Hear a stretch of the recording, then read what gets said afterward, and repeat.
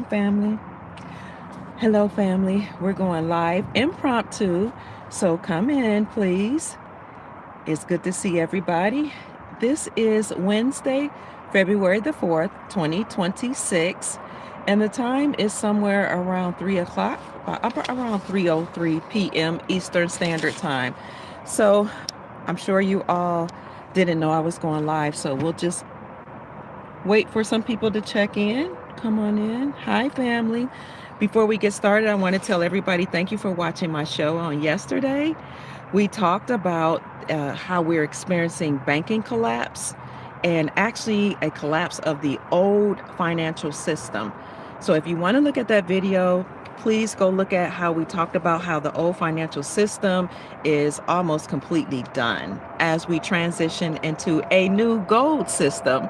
So hello, family. Also, thank you so much for all of you that listen to my podcast and you blessed me with donations and you supported me and sent me a lot of love and encouraging words, as somebody in the comment section was not being too kind. They were being very rude. And so you all rallied around me and you supported me and you said you were here for any news that I had to bring forth and that I should ignore any negativity. So thank you. That meant a whole lot to me. And thank you to Chief Mac, who got online and said that the men would rally around the women who have been bullied during this time period, because a lot of women have been speaking out against, oppression, and mainly against oppression in the system, oppression in the financial system. And some podcasters who are women have felt a little leery about speaking out. But Chief Mac and also Michi Slay and Mr. Brotherhood was in the comment section. And a lot of our men, the Adept Moore, were saying they're not going to allow for women to feel uncomfortable speaking out and speaking their truth about what's going on geopolitically, or even relationally, or what's going on in the financial system. And so Chief Mac asked people to please support me and send love. And they did. You all did. So I want to say thank you. And thank you for the hearts as well. And on yesterday, I also shared how I was being stalked. And, there were like certain people guys that were like following me. Someone showed up at my door unannounced at night, and I told Chief Mac about it. I told my sons, of course, and we dealt with that. Also, I keep running into one particular guy who eventually told me that he knew where I used to live. And this guy says that he's a follower of my show. And one of the gentlemen who overheard him say that told me that the men in our community heard that guy say that, because this was like out and open. He was like, yeah, I know where you live, because we met at a shop to do some business. And he was like, I know where you live, and you used to live at such and such place. And so the guy with whom I was doing business said, listen, I heard you, and so did some of the other gentlemen around you.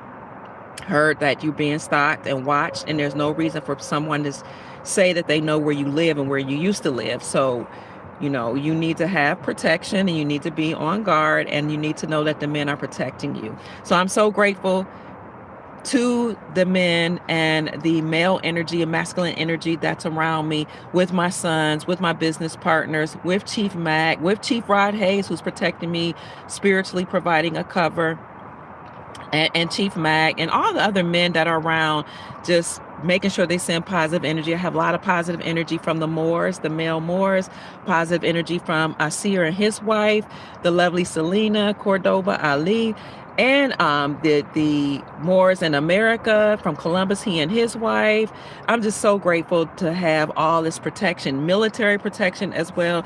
It can be really stressful to do God's work, know you're doing what's right, and have people in the comment section do what they did yesterday, calling me bitchs, saying that, that, I don't know, just saying some rude things. I don't want to spend too much time on it, but the Soul family came out yesterday and said that you all would not tolerate that. So thank you so much.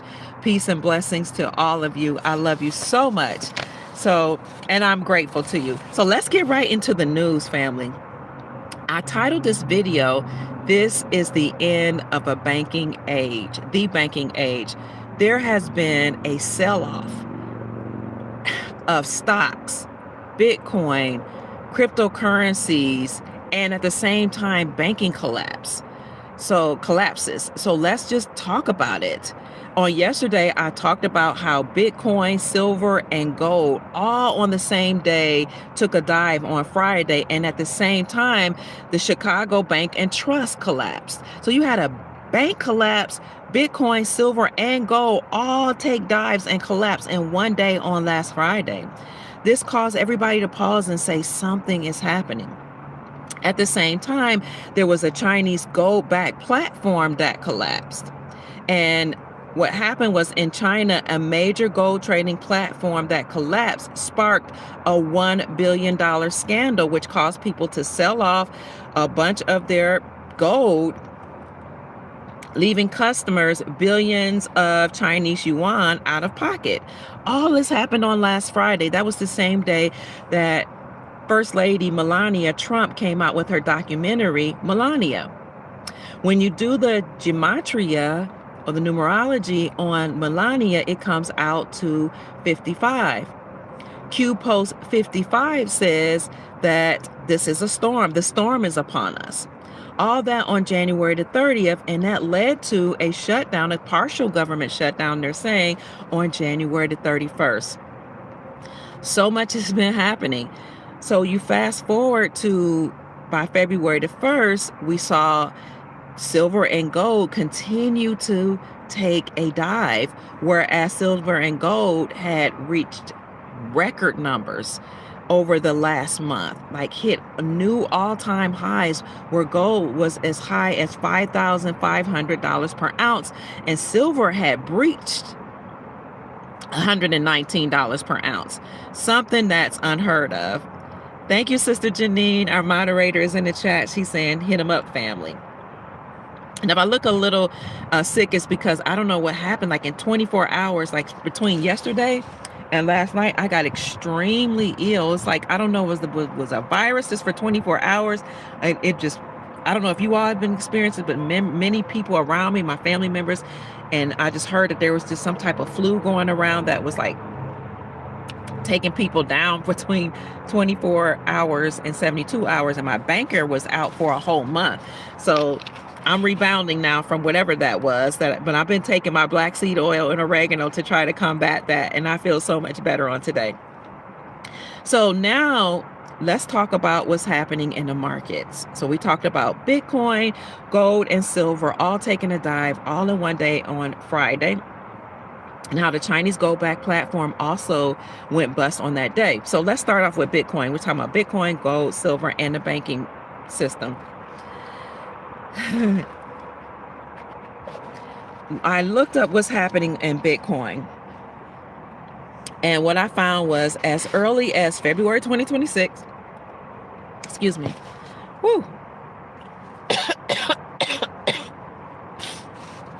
excuse me, as early as February 2026, we experienced a massive cryptocurrency.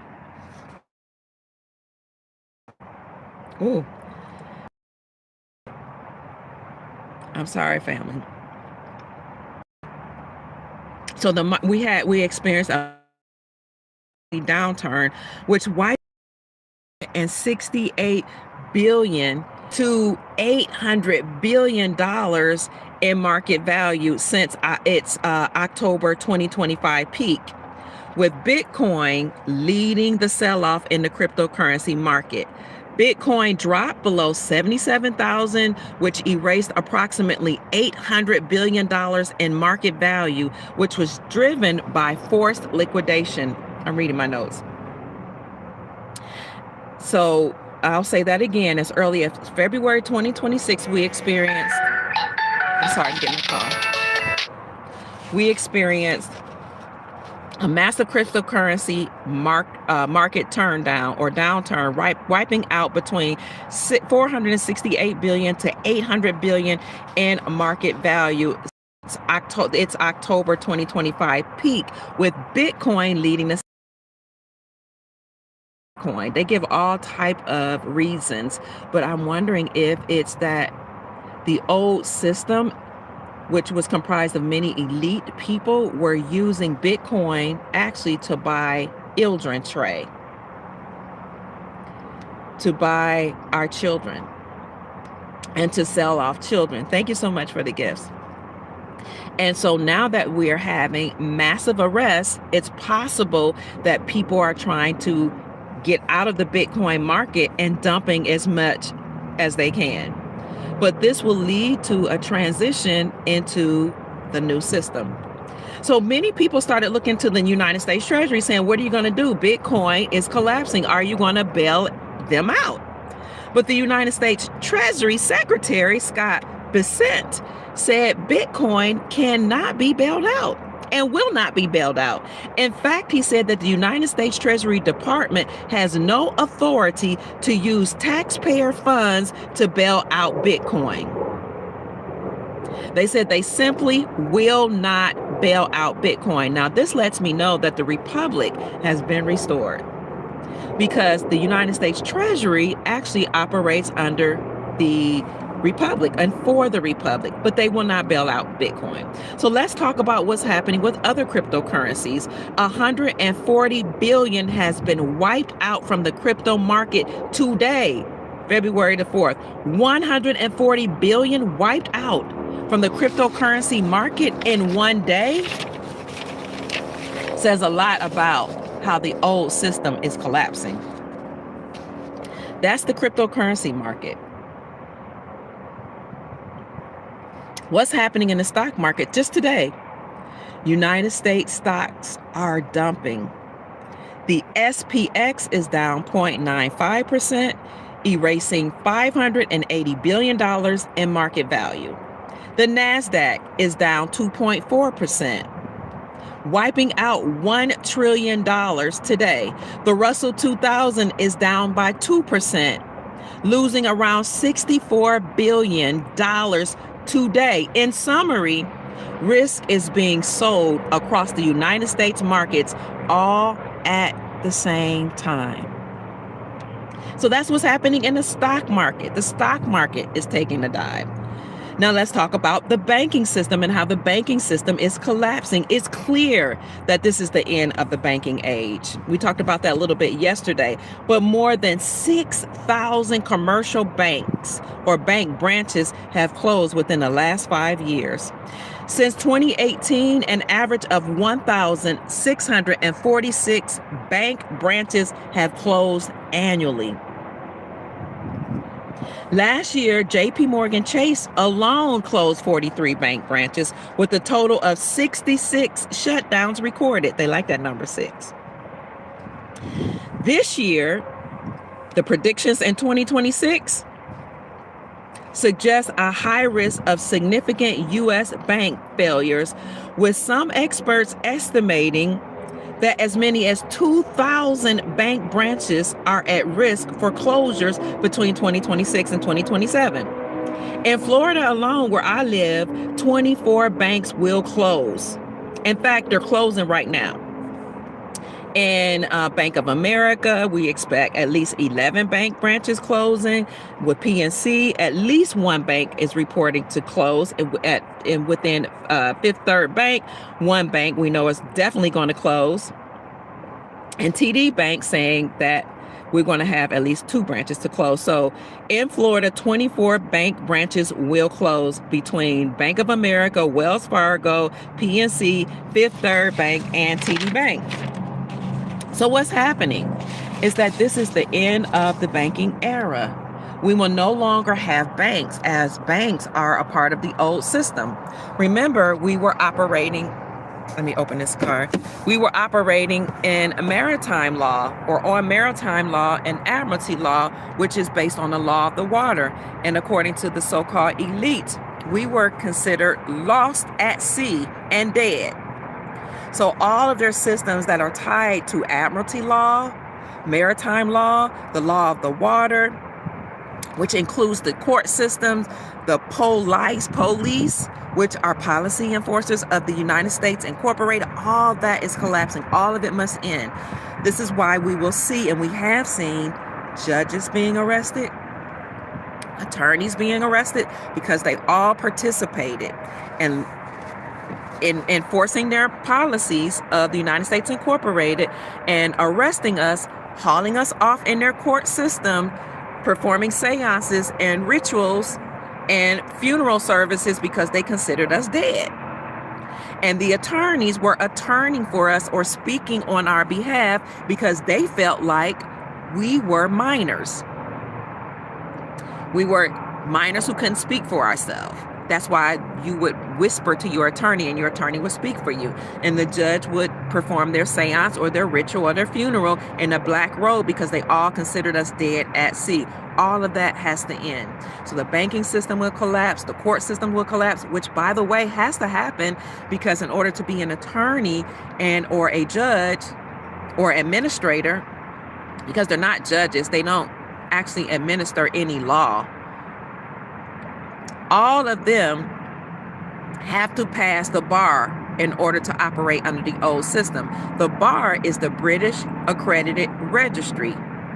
That means that they took an oath and a pledge to uphold the best interests of Britain and the Queen or the Crown, the British Crown. So they weren't working for we the people, they were working for the British Crown. That's why they have a title of nobility, Esquire, behind their names. And interestingly enough, the Congress people, con men and women, and con men, con women, most of them, if not all of them, have Esquire behind their name because they all happen to, or most of them happen to be attorneys. So this is how they move up. They go through the 4 years of college, and I know because I was a college administrator. They go through 4 years of college, then they go on to law school for about 3 more years. They pass all their exams, and then they have to study for the bar, the British Accredited Registry exam. Many of them pledge along the way in secret societies at the fraternal sorority order, whether it's the black secret societies or the so-called white secret societies, while they're in undergrad school. But definitely by the time they get to law school, then they pass the British Accredited Registry, the bar exam, and they get Esquire behind their name, which is a title of nobility. Well, according to our Constitution for our republic, you may not have a title of nobility and create laws. Why? Because people with the title of nobility work for and does what's in the best interest of the British Crown and not we the people. So just by virtue of having Esquire behind your name, knowingly or unknowingly, you work for the British Crown. You work also for the United States Incorporated, or the fake faux government, which usurped authority from our lawful republic. So this is why you're going to see a lot of attorneys arrested, a lot of administrators arrested. Many of them have worked in cahoots with the United States Incorporated to enslave us, to keep us perpetually bound by their statutes, codes, and policies. They're not laws, they're legalities, statute, codes, and policies. And if we didn't get along with them or decided not to agree with them, then they would lock us up. After seeking their policy enforcers, police officers on us, lock us up and perform rituals in their courtrooms, and at the same time gain access to our trust. So now that they locked you up, they would take money from their trust to pay themselves off and to say that they're paying for you to eat, sleep, etc. in their courts or in their jails. But they were literally stealing from our trust and taking that money for themselves. But as Chief Rod Hayes said on my show Sunday night, what was done to enslave us and what was meant to harm us will be turned into something that will be for our good. So even though a trust was created for all of us with our birth certificate bond attached to it, because each of us that were born in hospitals had a birth certificate, and then our mom signed them, and they would stamp our feet with ink and then press it on the birth certificate. Those birth certificates were traded through the New York Stock Exchange, and it gained interest. And that trust, that birth certificate, as well as your Social Security, were all put in a trust. Whenever we went to court they stole from the trust. Whenever you went to jail or prison, they stole or took that money from your trust to pay themselves. Whenever we got a mortgage or a bank loan, they took the money out from our trust and paid themselves and then made us pay them again with interest. All that has been determined as unlawful.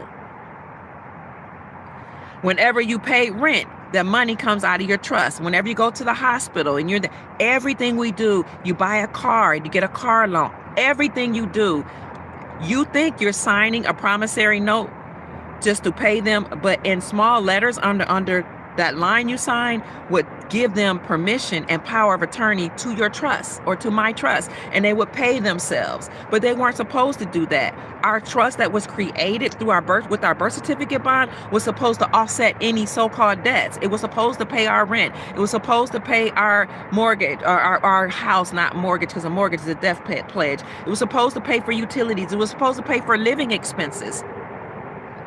They paid out themselves. Now, speaking of the Social Security, it used to be a time when you can look up gmeilutility.org and you can see all the companies in America and all across the globe that were trading under your Social Security number. I had tens of thousands of companies, many based in China, many based in Ukraine, some in Europe, some all across America that were trading using my Social Security number. But that website has been taken down since COVID. We started tracking that in 2017, and we just would track every year how many companies were trading using our Social Security number. That website has been taken down, which hopefully that means they're no longer trading under our Social Security number. I'm talking like all types of Chinese banking firms, billionaires, companies all across the globe, but many were China and Ukraine based, as well as American based. So those same accounts that were tied to your Social Security number, as well as your birth certificate bond that had a trust created with it, that was accruing interest, now will be turned back over to you. That's what Chief Rod Hayes taught us on Sunday night. We are all going to get a letter at some point that will tell us who our ancestors are, because they've been tracking us since birth, and all the estate and assets that were attached to our family and our ancestry, and that will be returned back over to us.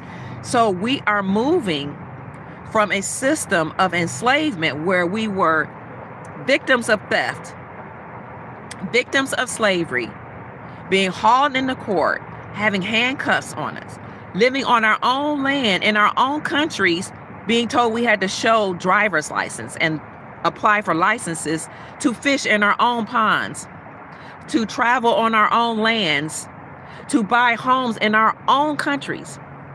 And so what these elite people have done was create systems, or elites, or Elohim as I call them, of enslavement to keep us bound on our own lands, while they will let other people come in and freely live off of our land, freely live off the fat of the land, the resources of the land, while they will enslave us and price us out of our own homes. It doesn't matter where you live in the world, they will price you out of your home.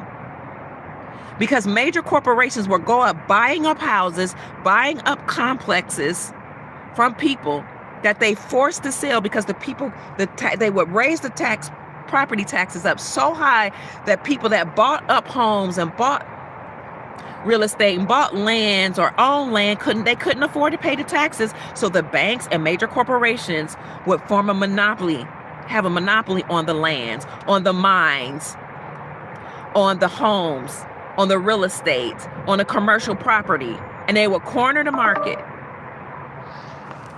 and raise the prices so high that the people that lived in those neighborhoods and community, I'm running out of battery juice, could not afford it.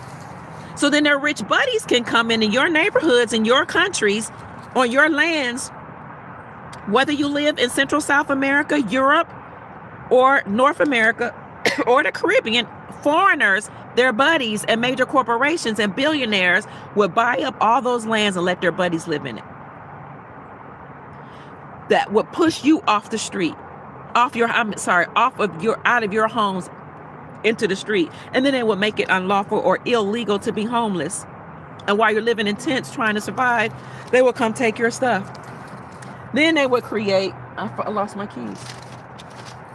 They create these rent places like Rently, Rent Grow, where all of these commercial properties or companies, billionaires and BlackRock, State Street, and other billion companies and commercial properties and own all your homes. If you wanted to qualify for a home, didn't matter if you had the money or not. They will all use Rently, Rent Grow, and the same rental verification place. So that what was happening was you qualify for a you think you qualify, but they're all using this one platform to determine whether or not you are verified or you qualify for a place. And you're like, my credit score is decent, which that's a whole fraud. Why do you have to prove that you have this score makes you able to buy with or rent within your own community or on your own lands? But you can make enough, you could think you qualify, but if one company or one person disqualified you, everybody will use that one company to determine if you're verifiable or if you are credit worthy or credible enough to rent. It's all asinine. It's all insanity. What has been allowed to happen on our lands, no matter where you're from. Even in Europe, with the influx of Africans coming into Europe, many Europeans are being priced out of their own homes, in their own communities. That's an issue. In the Caribbean, they're being priced out by East Indians.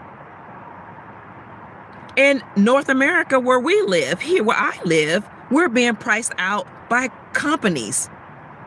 BlackRock, State Street, and we were being priced out by Chinese companies. Mainly, there was one big Chinese company, and the name has escaped me, that filed for Evergrande, filed for bankruptcy in 2022, 2023, I think it was, one of those years. And they were 2022, and they were forced to liquidate in 2023. Evergrande, the largest Chinese real estate company, owned land, farmland, land around military bases, homes, commercial property, all over North America. You had the Communist Chinese Party owning real estate in your own country, owning farmland. How is it that the Chinese Communist Party, which was an enemy to China, so you know they're an enemy to us, the same people who sell us clothes, sell us food, the same people we found out, not the Chinese people, but the Chinese Communist Party, we found out were selling us plastic instead of rice. We thought it was rice, it was plastic. We were eating literal plastic. They sold us clothes that had chemicals in it that was killing us. Now they're owning farmland. What are they doing if they own farmland? Now they own real estate, and they were allowing many Chinese communist spies on our land. And you know that happened because on February the 8th, 2020, the Secretary of State at that time was Mike Pompeo. He went to the governor's conference, February 8th, 2020, and he met with all the governors, and he said, I know what you've done. You've all been complicit with the Chinese Communist Party. I want you to look it up. You can look up, there's a YouTube video. Mike Pompeo speaks to the governors at the governor's conference. I had the blessing and the privilege to actually hear it when it happened and report on it. He said, you've all been complicit. I have a report card of how many of you have been complicit with the Chinese Communist Party of China. And it rates you from A to F how well you've been complicit. Many of you have allowed the Chinese military to come in on our lands. Many of you have allowed the Chinese spies to come in. He said, I don't have a problem with China. I don't have a problem with just basic Chinese people coming here to get an education, but you've allowed them to infiltrate your states, he said to the governors. And I'm going to warn you and caution you to do the right thing. Because as a former FBI director, I know what you've done. You've allowed the CCP to infiltrate banking.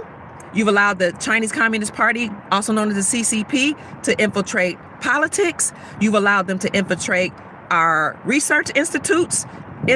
You've allowed them to infiltrate our universities. You've allowed them to come into our school system. You've allowed them to infiltrate the media. You have allowed, governors, the CCP, the Chinese Communist Party, to infiltrate every segment of our society that governs people's lives. Entertainment, real estate, politics, government, media, all of them. The medical industry, research, all of them. And you're selling out secrets from our military and from our research institutions back to China. I'm going to ask you to do the right thing, because if you don't do the right thing, then the Trump administration will do whatever we have to do to deal with you. That was February 8th, 2020. When I saw that, I said, he's trying to prevent them from shutting down the world, because we had some announcements about COVID starting from November 2019 all the way up through February 2020. So that governor's conference was pivotal in our history. Well, the governors didn't listen. They allowed for their states to be shut down. They allowed for the Chinese Communist Party military to be brought in. And that's why Trump released the National Guard after that governor's conference. People were mad. Oh my God, he's trying to take over the country. He's releasing the military to take over his own people. No, he was protecting the people from the CCP, the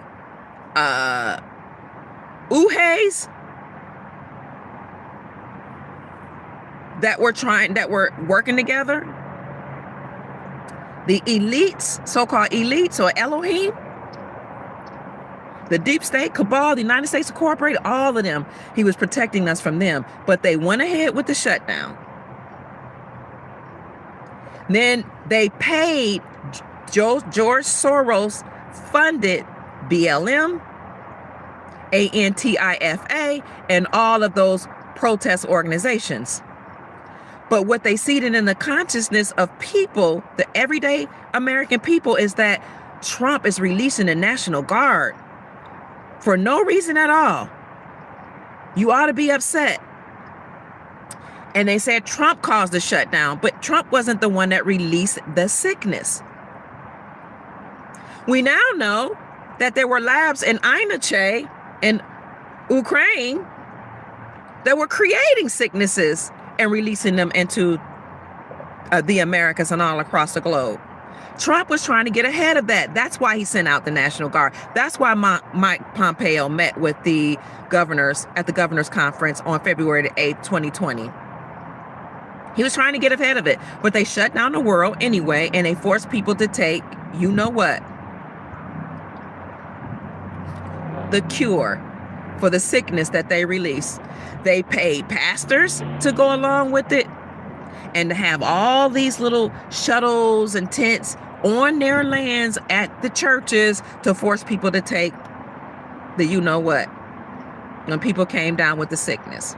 They paid pastors, they paid doctors, they paid research institutions, they paid hospitals and nurses. They paid nurses a whole lot of money to be traveling nurses to help with the injections. They paid doctors to put certain, what do you call those things? I got to be careful about the word. Life supports on people that came down with the sickness, and paid them thousands of dollars for each person that they forced to have the inhalator vey on them. Trump tried to get ahead of that. So when they were trying to force us to take the you know what, Trump was saying take a saline solution, take ivermectin. I got to be careful. Take light therapy. And then the mainstream media said, oh man, he's trying to tell people to take bleach. And here we are. People that were easily manipulated through the mainstream media said, oh my God, he's telling us to take bleach. Something's wrong with him. Well, light therapy is a real treatment. So then Trump was put in a position. What do I say? Everybody is saying you got to take this cure to be healed, but it was making people sicker. Then they were like, you got to take Ooster Bay 1, Ooster Bay 2. I'm speaking pig Latin. Ooster Bay, all these Ooster Bays every year, but people kept getting sick. So Trump said, and every month even. So Trump said, you know what? Let me get ahead of this. Let me tell people, yes, take the Ooster Bay, but I'm going to put a lot of what's it called? Saline solutions in the Ooster Bays and create, I forget what it's called, where people are taking treatment and because they think it's helping them, it helps them. Placebos. Saline solution and placebos. I must flood the market with that and tell people, yeah, take the Ooster Bay, because people were saying take the Ooster Bay. He actually prevented more deaths by telling people to take it, but he was putting saline solution in it and putting real treatments in it. Since the masses were saying take it, since people was going to the churches and taking it, since people was going to the clinics. I mean, it got so bad that not only were the clinics giving it and the hospitals, but hell, you can go to a pharmacy and take it.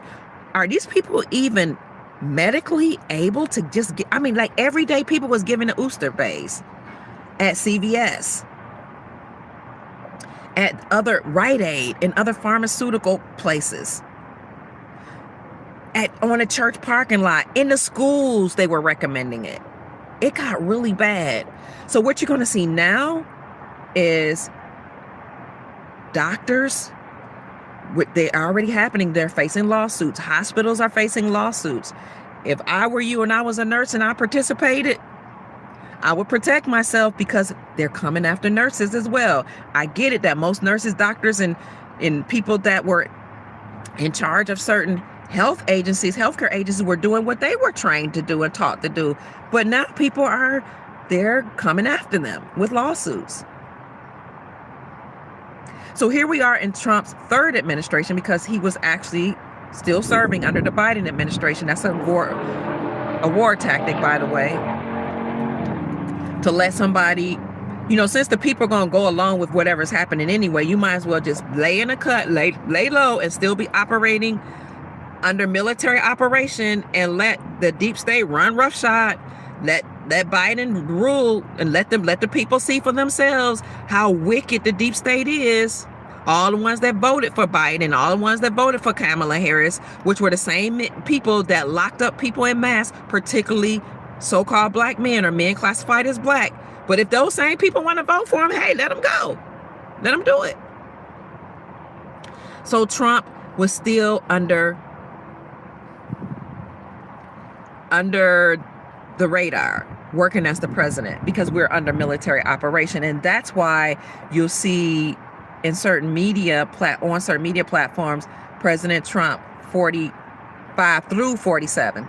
And in the movie Melania, I don't want to give it away, but at one point the camera focused in on a license plate that said Trump 45 through 47, because he's been the president of the United States corporation the whole time, but he had to fall back and work behind the scenes as we are under military control. So this is what can lawfully happen according to our Constitution. Whenever you have a rogue element coming in and usurping the republic, or usurping our lawful right to live on our land, and usurping our freedoms, you can form a military, and not only form a military, but your military, which actually took an oath to protect the people, can then take over, and you'll be under military law. And that's what happened. The military actually tapped onto the shoulders of whoever is playing the character of Donald Trump, and asked him to lead as the commander-in-chief, or the commander-in-charge of the military while we're under military operation, and make massive arrests. And all of this is working together for our good. Not only is the military making massive arrests, And you see all of these financial systems collapsing in the stock market, in the banking industry, and in the cryptocurrency industry. But you also saw the Supreme Court of the United States working in tandem with all of the people that are now benevolent people in charge. For example, I say this all the time, when the Supreme Court of the United States overturned the Chevron doctrine in the summer of 2024, that was something that was happening to let us know that the Republic was now operating, because the Supreme Court of the United States, by virtue of overturning the Chevron doctrine, stated that the United States Incorporated and all 444 agencies were unlawful, unconstitutional, and treasonous. Therefore, they all had to be dismantled. This is why the Department of Government Efficiency was created. That's why 300,000 people were eliminated from their jobs immediately. And then more hundreds of thousands of people from the government, because the government has to dissipate. We don't need the United States Incorporated. We don't need the FBI, the CIA, the EPA, the Housing Authority, the fishing industry, all of the 444. You can look on my community section of my YouTube channel, and I'll show you, and I'll put that back up so you can see it. We don't need that to govern us. We're sovereign. We know how to operate. We have tribal laws. We have family laws, and we have a republic. So the Supreme Court of the United States said the Chevron doctrine gave the government unlimited powers. And anytime you try to take any one of them to court, the judges or the administrators were working in tandem with the United States Incorporated, and they would say you have to do whatever any of those 444 agencies said, because they are the experts. So the Supreme Court of the United States overturned the Chevron doctrine, saying that the government had too much authority and too much power. We need to downsize the government, and we need to eliminate their power, take away their power, and we need to make some arrests. Right after that, the Supreme Court of the United States determined that state-sponsored banks can operate independently from the Federal Reserve Central Banking System and have their own charter. They can completely disband from the Federal Reserve Central Banking System and have their own charter, issue out their own way of doing things, and issue out their own gold-backed currencies. This is how we know the collapse of the old world, of the old system, is happening in real time. What's a state-sponsored banks? That means the states are taking care of the banks. That means each state now is operating independently. Each state, according to our republic, is its own country, its own nation, has its own rules, its own flag, and its own banks. And they can now issue out their own gold-backed currencies. At the same time, under Basel III compliances, all banks had to recognize gold as a Tier 1 asset, which means they had to recognize gold as money and not the fiat, not the USD, US dollar. And all banks had to have in their reserves foreign currencies. That's all a part of Basel III compliancy. All banks had to recognize gold as a Tier 1 asset, and they had to have it in their coffers, as well as Tier 2 assets. These are banking terms. Tier 2 assets or foreign reserves is foreign currencies. And in the articles that I read and I reported on, the reason why this has to happen is because the banks would collapse and all be transferred or transitioned into wealth management centers. And they must have enough reserves to protect them from bankruptcies and to protect them and make sure they had enough in their coffers to take care of we the people initially. But in the long term, in the long run, these wealth management centers will actually teach us how to manage our wealth, because we're all going to be wealthy. We're all going to have access to our birth certificate bonds that were put in a trust, accumulating interest over time, put in a trust. You all also have something called a TDA account.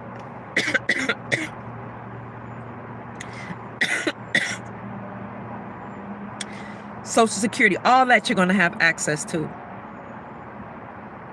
Excuse me. So we're all going to be wealthy.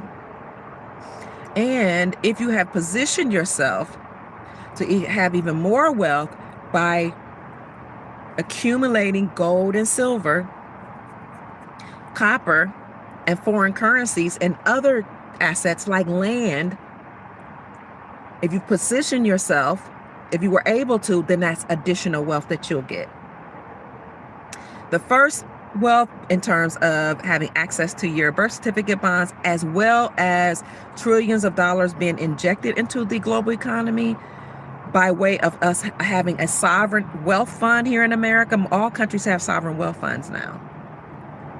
All that wealth will come to we the people. So you got access to your birth certificate bond, access to your Social Security trust, access to your TDA accounts. All of us do. As well as the Sovereign Wealth Fund, which was created by President Donald Trump. What is a Sovereign Wealth Fund? That is a trust that is comprised of stocks, bonds, real estate, rare earth minerals, money from taxes and tariffs, doing business with other countries, as well as money that was gifted from these other oil-rich countries and other countries that gifted the American people with funds for President Trump, securing and brokering deals between these other nations. So all of that money, all of those assets, as well as the rare earth minerals that we have here on this land, all of that has been comprised in one trust, or several trusts, I should say, that are called, culminating under one umbrella called the Sovereign Wealth Fund. President Trump did that immediately when he came back into office in January. He created a Sovereign Wealth Fund. You can look at my video in January where I talk about Trump creates a Sovereign Wealth Fund, or you can just Google it. All that money, according to President Trump, the Sovereign Wealth Fund is something that he had to do to help Americans, because other countries have been doing this. They look at Qatar and other oil-rich nations. They have sovereign wealth funds. Other nations, they pay for health care. They pay for dental care for their people, and they give everybody an income every month to live on, especially oil-rich nations. That's what we're going to have. That's what we're calling NASARA, the National Economic Security and Reformation Act, and the global version of that, the Global Economic Security and Reformation Act. You have the Sovereign Wealth Fund, and President Trump said the Sovereign Wealth Fund would be to help the American people. It would be used to build up our infrastructure and to invest for investments. So that's one thing, the Sovereign Wealth Fund, again, comprised of stocks, bonds, real estate, rare earth minerals, wealth from the tariffs and taxes, and other assets to help the American people, to give everybody some type of income every month, use for infrastructure, and use to make investments. So you have that. You have access to your accounts that we will all have. You also have the letter that everybody's going to get that Chief Rod Hayes taught us about, that will tie us to our ancestry, where they'll let you know where you came from, and all the wealth that's attached to their birth certificates, their death certificates, their marriage certificates. All of that money is all of that's put in trust for you. You're going to have access to that, and any additional wealth that you've accumulated for you and your posterity or your future generations by having gold and silver and copper and other precious metals, or whatever, rare earth minerals, whatever you've invested in, and foreign currencies. All that, family, we will have. That will ensure our wealth. Somebody saying buy metals. Yes, because metals have taken a dive. Let me look and see. The last time I looked this afternoon, about 1:30, and y'all can fact check me though, gold was $4,930.71, and silver was $85.54 an ounce. So that's a dive, because gold had been $5,500 over that, and now it's $4,900. Silver had breached $119 per ounce. It might have gone all over to 120, but the last time I had looked a couple weeks ago, it was $119 an ounce. Now it's $85.51. So What would I suggest? Buy the dip. That's what economist Dex Lattimore told us. The economist of the Dr. Kia Pruitt show and the Silver Soul Tribe said, buy the dip and hold. Unless you have to sell in order to, eat or pay off something. And if you have extra, do what somebody said in the a TDA account. Yes, look up TDA. I found out a way where you can actually, what is it called? Look up TDA. I used to know the name of it.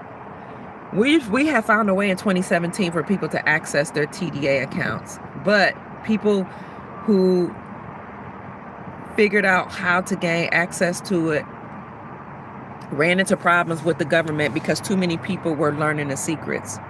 What is TDA? Treasury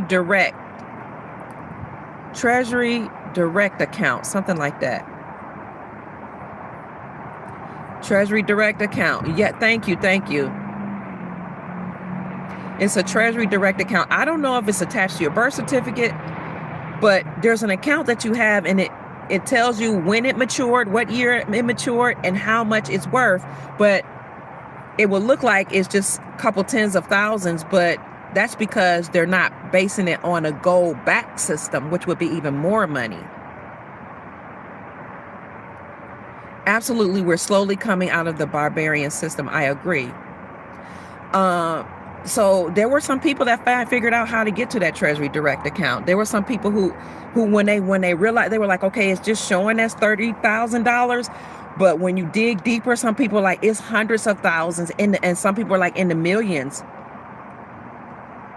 that you will have access to at some point. So my encouragement to you today, family, is that the old system, as somebody said, the Babylonian system, is collapsing. In church, we used to sing, you have a leader who say, "Oh, Babylon," and the congregation would say, "Babylon is falling," and then the leader would say, "Babylon," and the congregation, "Babylon is falling," and then you get real funky when you start clapping, tapping your feet. Babylon, Babylon is falling. Babylon, Babylon is falling. Babylon, Babylon is falling. Babylon, Babylon is falling. If you know anything about the black church, the Pentecostal church, it would just go into a crescendo. It would start getting faster and faster and faster. The tambourine would beat faster and faster. The drums would beat harder and harder. The organ and the piano would go higher and higher and higher until you get into a frenzy. Be like, "Babylon is falling! Babylon is falling!" People start twirling and dancing. Babylon is falling! You start crying and singing and waving. Babylon is falling! You might even start passing out. You get so excited. We're in that time. The old Babylonian system is gone. And this is what I do love certain things about the church, because the church would teach you how to use our ancient ways of actually destroying systems by dancing, by chanting, by disturbing the atmosphere. If you're all on one accord saying Babylon has fallen, and you're all singing, and you're all moving around, and you're all decreeing it is over, and at the same time refusing to participate in the system, it will collapse. Why do you think rents are going down now? Because the people are saying, I'm not paying that high rent, whether I can't afford it or I won't afford it. We're forcing landlords to say, oh, this place that used to cost $2,000 now has to cost $1,500. People are still holding. Now it's going to be $1,400, $1,300, $1,100. They will keep going down the longer we hold out and reject them, while at the same time calling on God, source, creator, the ancestors. I don't care if you call on Jesus, whatever your faith is tied to, and you call on your ancestor and you say to yourself or your higher self, or you just say it out in the atmosphere, it's over, it's done. Babylon has fallen. It will collapse. Do you know how many years I've been saying the old system has collapsed? It's been nearly a decade. And people would say, it hasn't collapsed. Why am I still paying debt? It hasn't collapsed. It ain't going nowhere. We still going to have the new world order. And I would say it's going to still happen for you, because that is the system and the reality that you're creating for yourself. But I kept saying, it's over. We're on a go back system. Babylon has fallen. The world has changed. The monetary system has changed. We're free. Do you know how many videos I said, we're free, we're liberated, we're on a go back system? And I had people in even the financial industry to say, no, it's not collapsed. No, no, no. Gold is a relic. No, no, no. No, we don't need to all get gold. Do you know how many people said President Trump isn't working for us? Nothing is right happening for us. The military is going to all kill, unalive us. But when you hold firm and you stand 10 toes down and you proclaim your truth, it will happen. Because whatever you think about and focus on is what manifests. You create the reality that you desire. Let's shift. I was talking to my daughter and we were talking about relationships. And I said, if you tell yourself that your person is not a good person or that they're cheated, then they have cheated. Even if they never have, because that's what you told yourself. So you're going to keep thinking, we're just talking about, relationships in general. You keep thinking about it. That's what you're going to find. That's what you're going to see. That's what you're going to make a reality, whether they're doing it or not. But if you say, I have the perfect partner, we have a great relationship, we're good, that's what you're going to have. That's what you're going to manifest. If you say we have a good life, if you say I'm wealthy, if you say I'm free, I'm liberated, I'm sovereign, I'm amazing, I'm brilliant, I'm smart, I have my own bank, I have wealth managers, I am the wealth manager, I have family offices. If you say that, that's what manifests. I have a wealthy mentality. I have a good partner or companion. I'm in covenant with an amazing person. And you start looking at all the amazing things about your person and you let your person know, I'm so grateful for all you do. Even if they are doing wrong or have done wrong, they will change immediately when you start saying, I recognize the good that you've done. I'm so grateful that you did such and such. I recognize that you got up and went to work today. I recognize that you made me a beautiful meal. I appreciate these biscuits that you cooked. I appreciate the way you took our sons and daughter out and you spent time. I appreciate the dinner. That was amazing, mind-blowing sex that we had. I appreciate you learning different things. Do you know that will change a person? Even if they are not doing what's right. Because you're speaking in gratitude, as the Adept Moore Coach Bay taught us in my video called The Relationship Between Fitness and Finance. When you speak in gratitude and you behave in gratitude, and you operate in discipline and integrity, you will change the whole environment all around you. And I will add to that, using traditional ways, as we did in ancient ways and in the church, dancing, singing, chanting, all being on one accord, because in the mouth of 2 or 3 people, the ancestors are in the midst. In the mouth of 2 or 3 people, Source, Christ, Jesus, Christos, whoever you want to call on, is in the midst. And the older people in certain communities used to say abracadabra. And they told us, don't say abracadabra, you're working spells. Well, that's what words are, spelling. Would you rather or prefer I cast a spell of evil and wickedness by saying you're doomed? Would you rather I say the New World Order will continue? They will continue to enslave you. Would you rather I say central bank digital currencies are going to rule? Would you rather I say Trump is evil? Would you prefer that I say that the so-called elites are going to keep us enslaved? Would you rather I say the United States dollar is going to continue? Would you prefer that I say the system is going to enslave us? Would you prefer that I say that when you get that letter that says that your ancestors are tied to this trust, that they're going to try to usher you into some government place to unalive you? Is that what you prefer I say? Or would you prefer that I sell hopium, as people accuse me of, and saying that everything is changing for our good? Everything is working out for our benefit. We are sovereign. We have gold. Gold would destroy the Fed. We have silver. You are wealthy. You can create wealth for yourself. Abracadabra simply means I manifest as I speak. That's it. That's it. I manifest as I speak. Whatever you speak, what happens. I remember in 1998, I had just graduated with my master's degree, a master's degree in counseling and advanced studies in leadership. And I told my pastor at the time, I was like, I'm tired of working.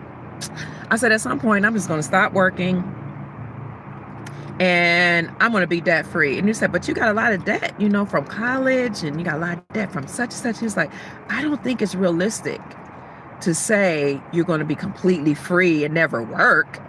I don't think it's realistic to say you're going to be debt free. I said, where there's a will, there's a way. And I found a way to offset and to take care of, get rid of lawfully $200,000 worth of student loan debt, because I spoke it with my mouth that it's going to be done. I found a way to create my own business that makes, what is 5 times the amount of what I made working at a job at the time. Almost 6 times the amount. I found a way to create that because I said I'm going to be debt free and I'm going to not work for anybody and I'm going to be able to take care of my children. I said that in 1998. Now, I understand why the pastor was saying be realistic, because it just didn't make sense. But as I spoke it, I knew that my words would go into the multiverse and it would manifest, because the moment you make up your mind, the universe conspires to assist you. That is how powerful we are. Why do they teach us spelling? Because words cast spells. So when I say we are free, when I say we are wealthy, I'm casting a spell. I'm getting the world to buy into the words that I spoke. And because I spoke, sometimes people would say, there ain't no banking collapse. I didn't see it.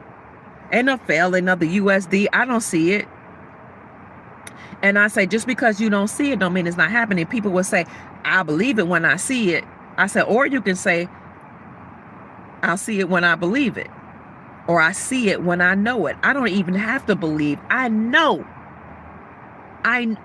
Whether it was happening or not in somebody else's reality, whether my eyes saw it or not, it was real for me that I was wealthy. It was real for me. And it has been that I am the family office for my whole family, my whole bloodline.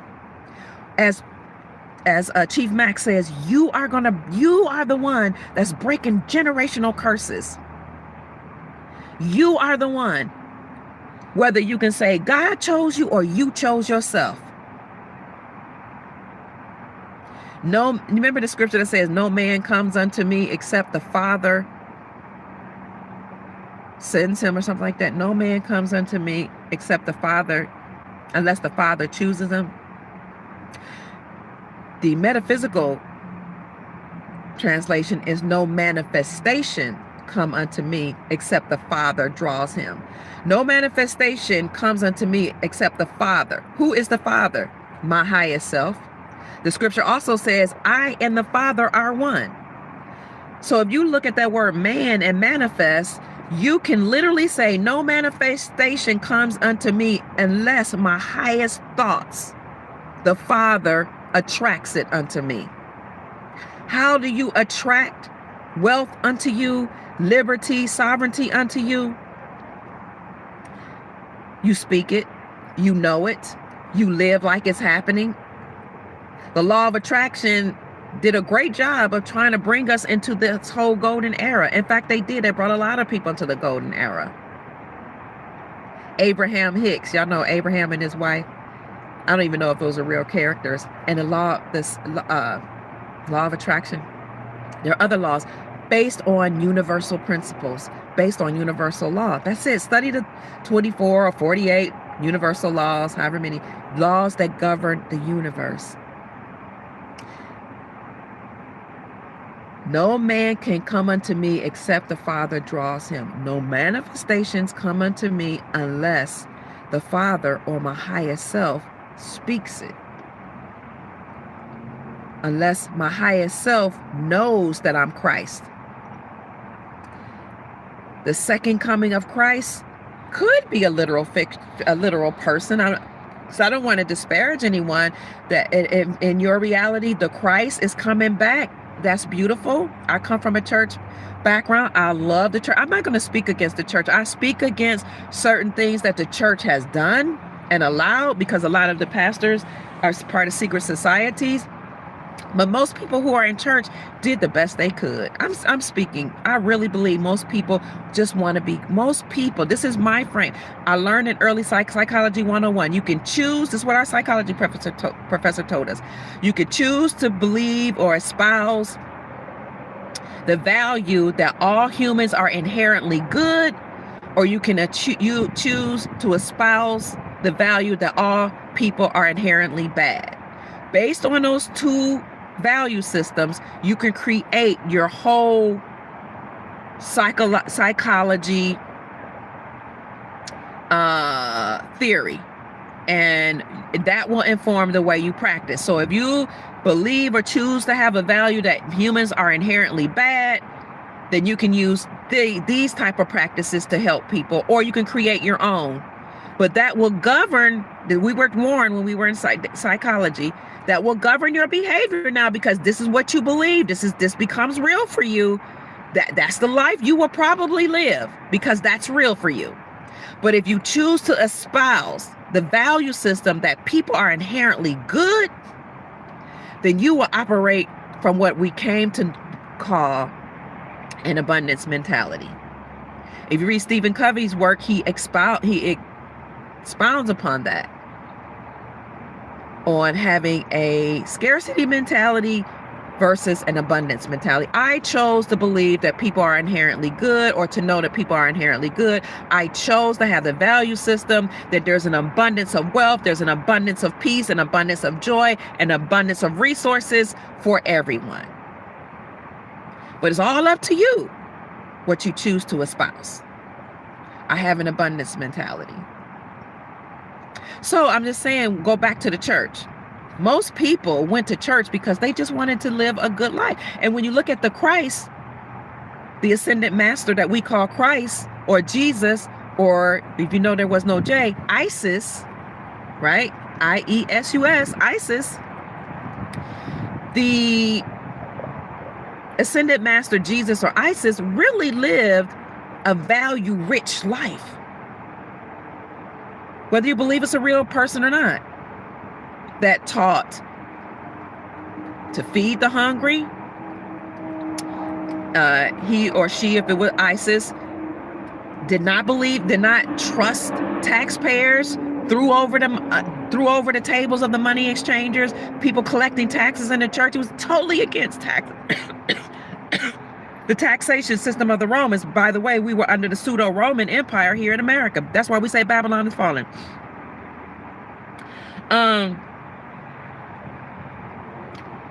The Christ or ISIS believed in fasting in order to discipline the flesh and to operate in the spiritual realm.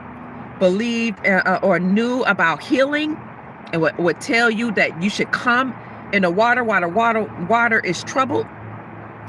So basically, whenever the angels would come and stir up the water, Jesus would tell the people that were sick to get in the water. That was a life lesson that says whenever the opportunity is there, avail yourself of the opportunity to get healed. Avail yourself of the opportunity to become wealthy. Avail yourself. Position yourself. But it really depends on your mentality. Again, if you have a scarcity mindset, you will tell yourself, there's not enough wealth. I can't be wealthy. I don't have enough. I'll never be wealthy. The system will never be it for my good. The government will never help me. They'll give me a letter and tell me about my ancestry and then march me into some place and unalive me. That's what people said to me on my last chat with Chief Rod Hayes. I said, if the system wanted to unalive you, why would they send you a letter and say, here's all the benefits to your ancestors, now come into this place and we're going to unalive you? They know where you are right now. They can unalive you right now and take your wealth. But you'll go to Walmart, and we know there are underground tunnels there. You go to the hospitals, and you know they're unaliving you there. You'll hand over your children into the school system, and you know they're being miseducated and all type of thing, propagandized there. You send them over to the daycare centers to strangers. You'll let your children get injected with all kind of poison. You'll walk into somebody's job and make them millions of dollars and obey them and say, yassa massa. You do whatever the government tells you to do to get welfare and food stamps and Section 8.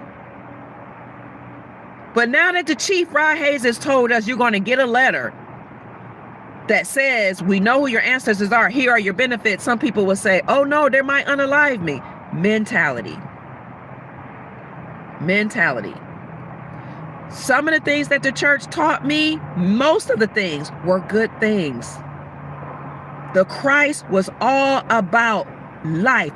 The Bible says, I will that you have life and that more abundantly. Even the Christ said, I'm going to take care of everybody but my own first.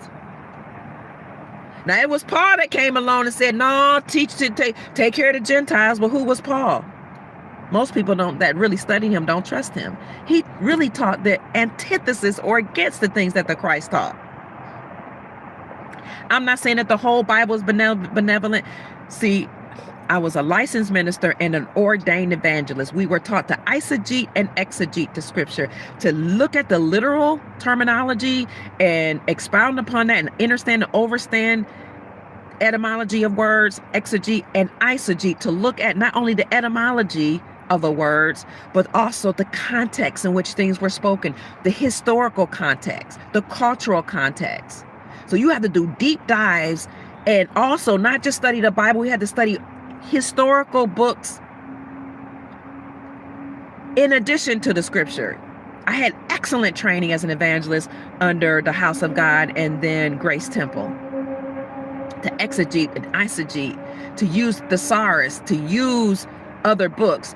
I even use ancient texts to help me or to inform me.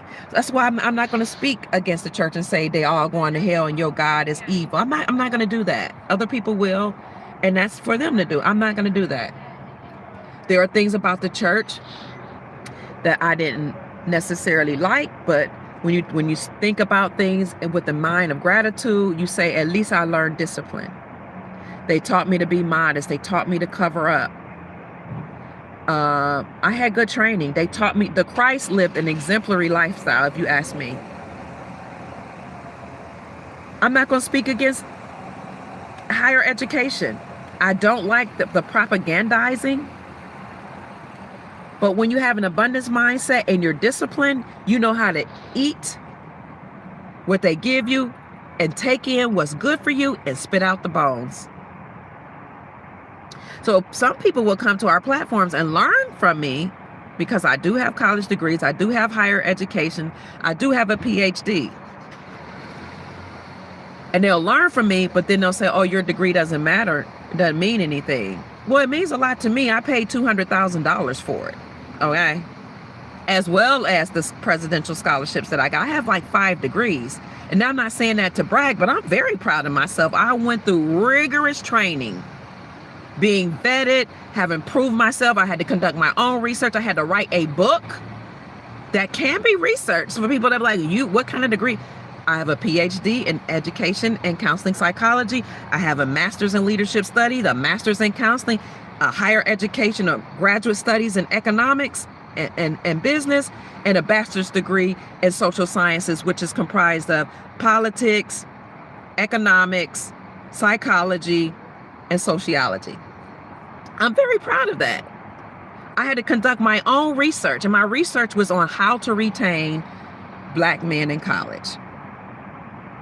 But even before I focused on that narrow population of men classified as Black, I had to look at, in my introduction of my book, my research, you can look it up. You can look up Dr. Kia Pruitt dissertation, University of Louisville. The whole dissertation will come up.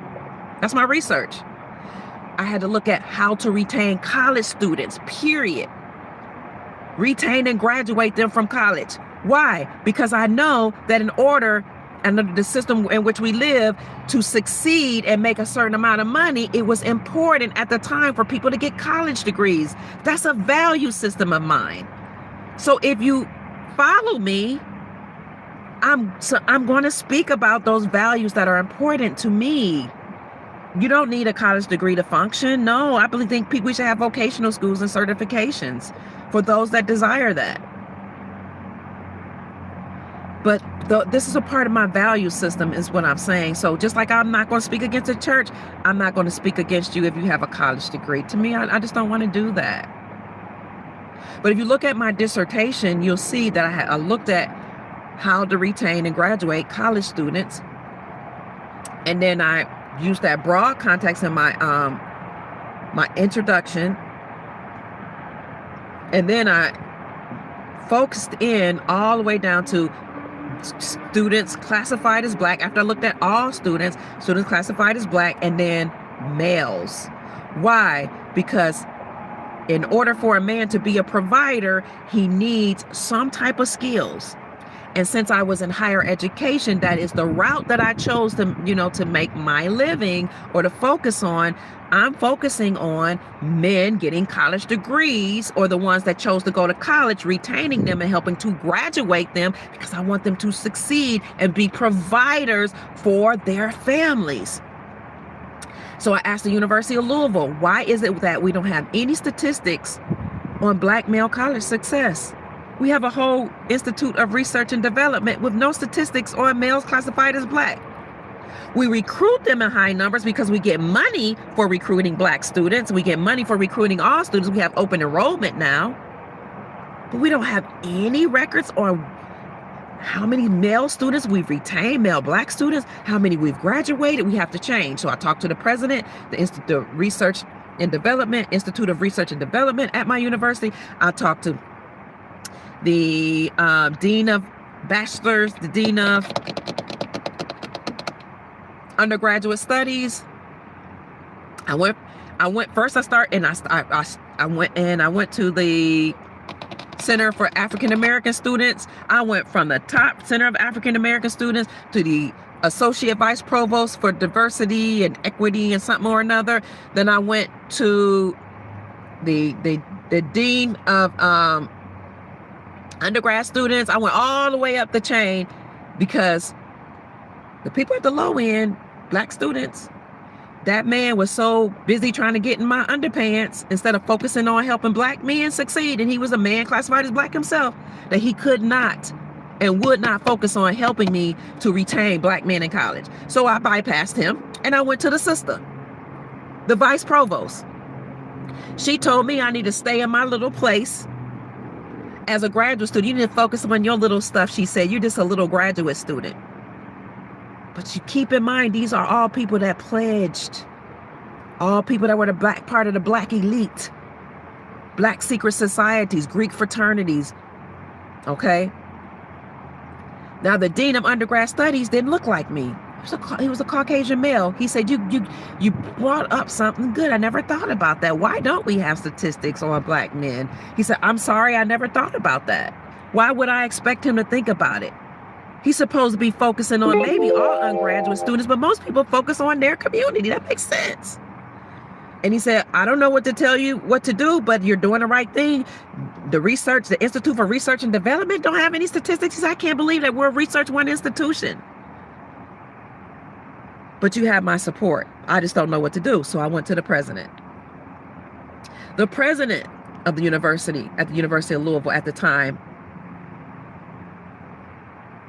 2008, 2009, said, I'm sorry that we don't have statistics in the Institute of Research and Development on men classified as Black. I'm even ashamed to admit that. Are you sure? I said, sir, here are all the statistics for all other students. We have some on Black women, none on Black men.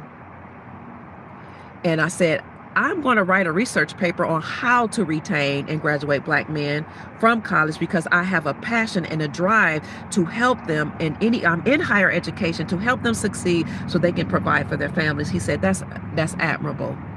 He wrote a letter, he stamped it. Caucasian president. He was an economist too. He understood economics. He understood being able to be a provider. He said, I admire your courage. I admire what you're doing. This is like amazing. It's unprecedented. I'm going to put my stamp of approval. You go right back to the African American Student Office. You go right back to the Associate Vice Provost of Equity and Diversity. You go right back to the undergraduate Dean of Undergraduate Students.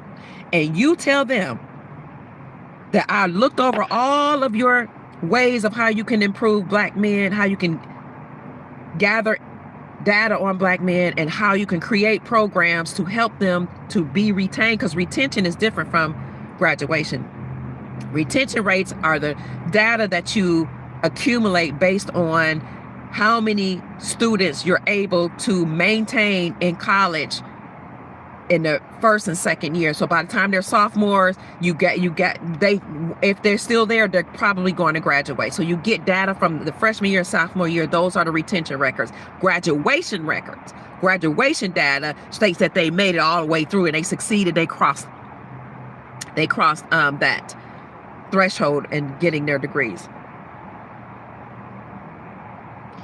I went back to the student for African American Studies. He was like, I can't believe you went to the president on me. You didn't have faith in me. I said, you were too busy trying to go out to lunch and find out what I was doing afterwards and trying to figure out a way to date me, even though you're married and I'm not interested. But thank you. Now, the president said that my thoughts on how Black males should be mentored is something good that we should do. So we should probably implement the African American Male Initiative in the Black Student Affairs Office. We should look at Student African American Brotherhood, SOB, which was created by Professor Bledsoe in Ohio, and how these programs, SOB, help to retain and graduate Black men. We probably should implement Collegiate 100 and work with them, and work with the Black Greek fraternities to see if they can have more men to actually do voluntary work, because volunteer work and mentorship is tied into helping them to be retained and graduate. So I need you to do this, and I need you to create an office where you have advisors that will help follow these students and implement academic support programs, which means they need to be looking at their grades every semester and bringing them in for coaching or counseling and helping them to succeed. We need tutoring programs, mentoring programs, all of this. And these students need to be followed from matriculation all the way through graduation, from recruitment, from time you recruit them all the way through matriculation, all the way through until they graduate. Okay. Thank you. And here's the stamp of approval from the president. Then I went to the vice provost of diversity and equity, or wherever she was. She got so mad at me. She said, are you trying to take my job? What are you trying to do by going to the president on me? Who do you think you are? I'm going to meet with your supervisor over in the medical department. You shouldn't even be concerned about what goes over in here in the undergraduate school. Now you have crossed the line, young lady, but your supervisor is my friend. She went from the undergrad office to the medical school where I worked. I was recruiting students to go into medical school and dentistry. I created programs, and I taught the verbal reasoning component, for those of you that know about medicine, for the MCAT, the medical college admissions exam, and the dental admissions exam. I taught these students the verbal reasoning component. And I created programs, the summer medical SMDEP dental education program. And I helped write the grants to get $1.6 million into the University of Louisville to help recruit and retain students into medicine, students of color and rural white students, because rural white students are also underrepresented in medicine. They don't trust doctors either, and they're underrepresented in the medical field. So I was recruiting them in the medical field, and I was creating summer programs, the SMDEP, MCAT preparation, DET preparation. I was hiring people hiring people from the physiology department, people from oh God, it escapes me. Anatomy, chemistry, organic chemistry, histology, all these people I brought together in summer programs to help prepare freshmen and sophomores for medical school. And then once they got into medical school, I did workshops to help them in professional development. And I helped them to study for their board exams. I helped them with their resumes to get into residencies. I was really focused on, and I got superior ratings. So I did all this in the medical school, but I was also concerned about the black men in undergrad school. I'm an undergrad college. So the vice provost for diversity and equity met with my boss, my supervisor in the medical campus, and called me in the office to, I guess they all a part of some little society. But luckily, my boss said, I don't have any control over what Kia does in her spare time. I cannot force her to stop working on the undergrad office. If that's, she says she's going to do her PhD research on that. Why would I try to stop her? She's got superior ratings. I can't, and they were talking. And so my boss said, do you want to say anything? I said, no, ma'am. What she said is true. I did go to the president. I went to her. She didn't help me. I went to all these people. They didn't help me. So I went to the president. What was I supposed to do? I'm passionate about this. She said, you're dismissed. And they kikied and cacaed and went out. And the associate vice provost, which is right underneath the president, and she, you know, they were friends. They hung out a couple times, but she literally tried to get me fired. This tells us about how these secret society people operate. Thankfully, my supervisor had integrity. She couldn't fire me and she wouldn't.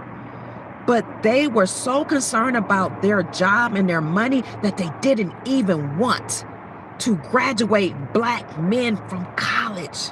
Not even the black male who was over the African-American student office. Not even the woman classified as black who was the associate vice provost, making hundreds of thousands of dollars per year, wasn't concerned about black males. I'm sorry for yelling. With the president's blessing, I was able to change the office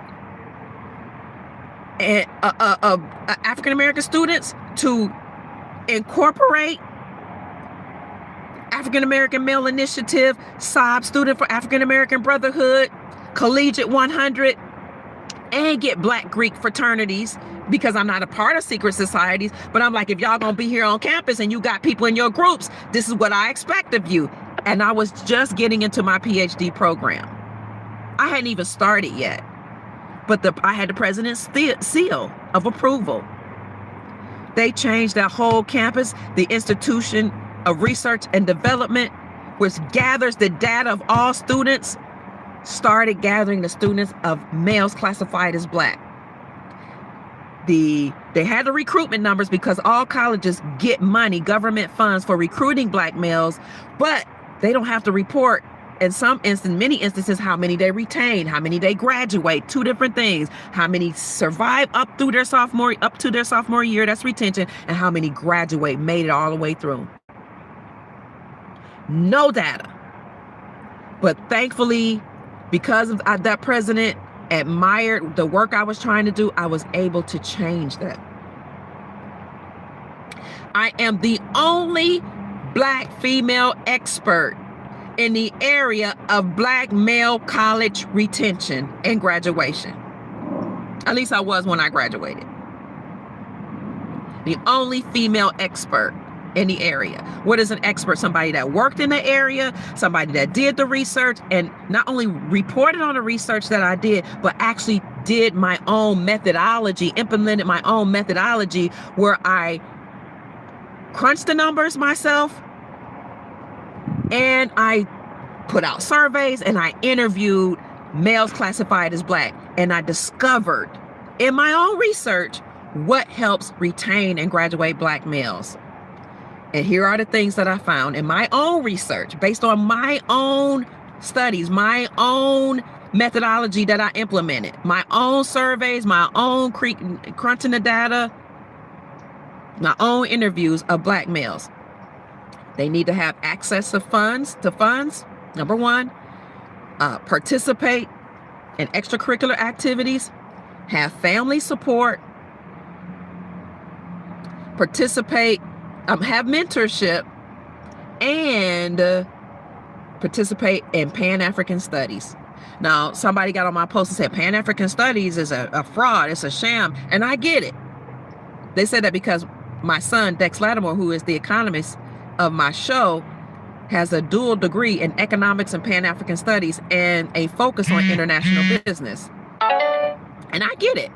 But what we've discovered is whether you take Pan-African Studies as a man classified as black, or Black Studies, or African Studies, or any studies that resembles who you are as a male of color, you are more likely to graduate. But you had to have every male that I looked at that graduated successfully, and I interviewed and I looked at the numbers and I put out surveys.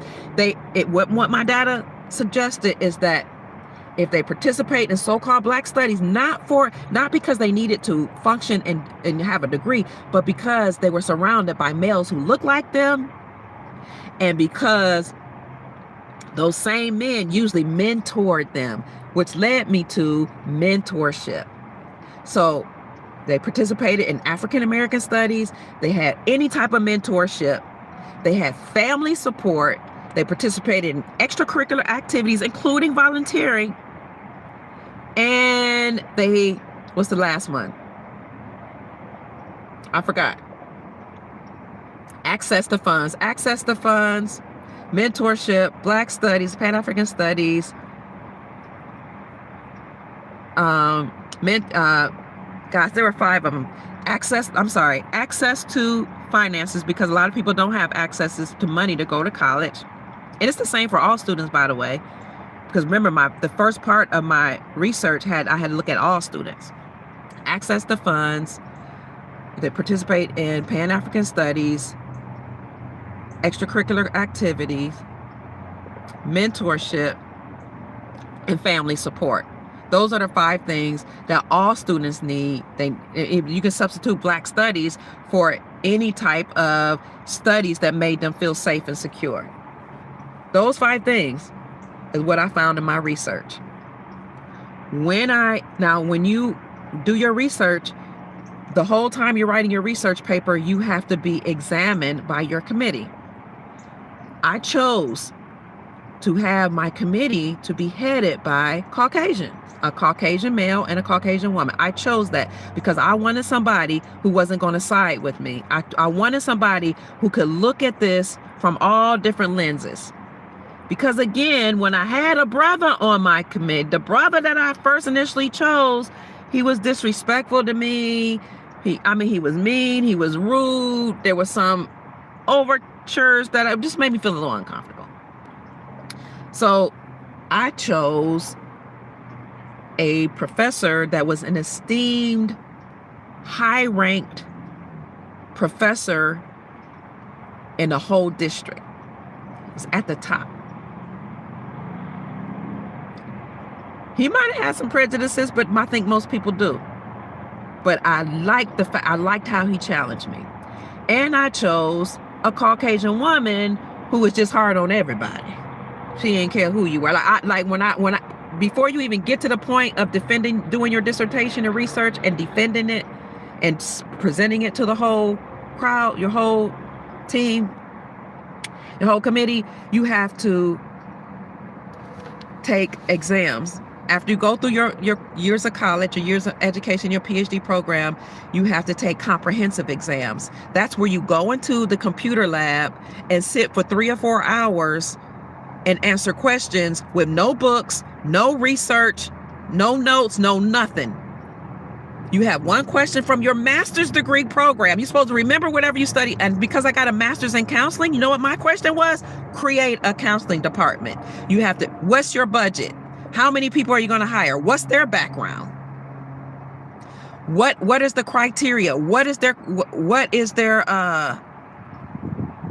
must they do? I can't think of what is their not only their qualifications, but write out their job description for your whole counseling program. I had to create a counseling department for the University of Louisville based on you have to cite sources. You have to give theory. I had to do student development theory, budgeting, ethics, all this. That was my one question for hours typing.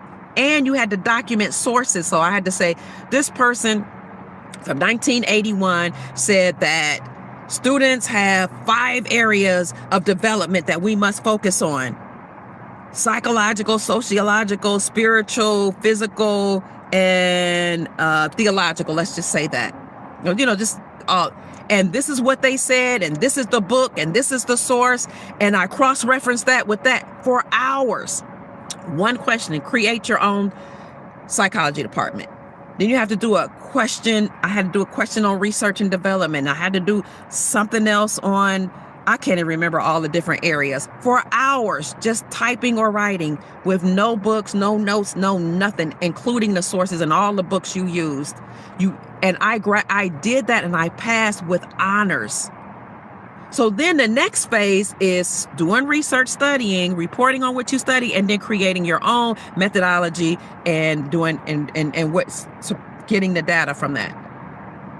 So I had at my head, the esteemed professor said to me, "You said that the reason why Black males are not graduating at high rates from publicly white institutions or PWIs because of this, that, and the other, then why are Black men failing at HBCUs, historically Black colleges? If it was," he said, "so maybe it's not the institution, maybe it's the males." And I got offended. But he's my superior, right? He's the one that's going to determine if I get to graduate with my PhD.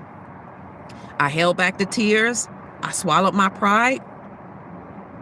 I said, "Yes, sir. Some of Black males are failing from HBCUs, historically Black colleges and universities, as well as they're failing in private white institutions." He said, "You need to find out why. How do I know it's not the Black males? Maybe they're not. Is it something within them that's not helping them to graduate?" And I said, "Well, this is the guy I chose to lead my committee." And the woman that was beside him said he brought up a good point. And I did have a brother that was on my committee. He was looking a little uncomfortable, like, "How dare you say that to her," right? But I did choose another brother and some other people. I had 5 people. Most people have 4 on the committee. I chose 5. I wanted to be pressured. I wanted to be under pressure. I went back and I did the research, and I discovered that the reason why a lot of males classified as Black were not graduating. Now, people think just because you go to a HBCU, you're going to graduate. But a lot of Black males weren't graduating, is because they had the same issues at a lot of the HBCUs that they have at the PWIs. The same issues. A lot of teachers that didn't look like them are at HBCUs. They were being like, you have a lot of foreigners teaching at historically Black universities and colleges. You have a lot of non-Black males and women there teaching. And that shouldn't matter, but it does, because you also thinking about mentorship. Who's going to mentor you? So they also have the same ideologies. They also had a lot of the same programs. They also didn't gather the same type of data. They based HBCUs and PWIs on the same criteria. And they all were part of secret societies, which I didn't bring that up. I was very strategic about how I said that. They all had the same kind of ideology, the same thing that was going on at both institutions. Please don't let anybody make you think that's not happening. At HBCUs, you had Black secret societies that were still in the money, just like at PWIs, publicly white institutions. You had some of them raping the males at HBCUs, just like you had at PWI sleeping with the young women. You have a lot of the same thing was going across the board. A lot of the same programs that we needed to have in place that wasn't in place at PWIs.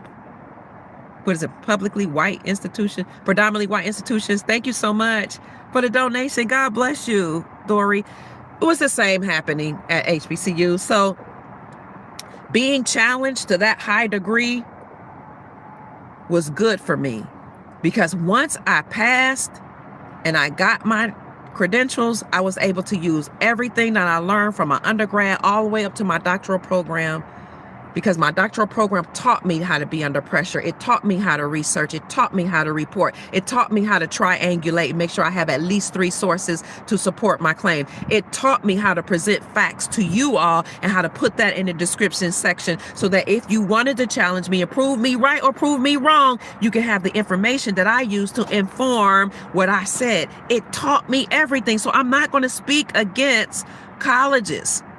I'm not going to speak against churches or Buddhism or Hare Krishna or Hinduism, none of that, or the Nation of Islam, because I started off in the Nation of Islam. That taught me how to eat to live. That taught me how to cover up. That taught me how to be disciplined. That informed my mother how to have structure in her home, how to get married, how to teach us discipline, how to teach us to read. Say what you want about the Honorable Elijah Muhammad.